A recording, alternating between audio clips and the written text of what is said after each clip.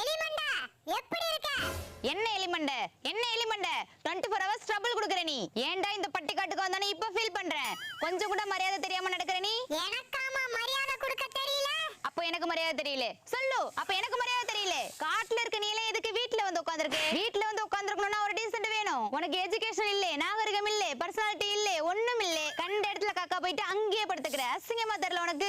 என்னதான் வீட்டு கோழியா இருந்தாலும் நாங்களாம் சென்னைக்கு போய் படிச்சுட்டு வந்துட்டா எங்க கூட எல்லாம் பேசக்கூடாது. ஒதுங்கி நடக்கணும். சொன்னா தெரிய மாட்டேது. என் ஃப்ரெண்ட்ஸ் எல்லாம் வெளியூர்ல இருந்து வராங்க என்ன பாக்க. மிஸ்ஸஸ் கானகா, மேனகா எல்லாம் பெரிய பெரிய இடத்து பிள்ளைங்க எல்லாரும் வந்து உட்கார்ந்திருக்காங்க. நீ மரத்துக்கு பின்னாடி நின்னு எட்டி பாக்குற. அசிங்கமா தெரியல உனக்கு?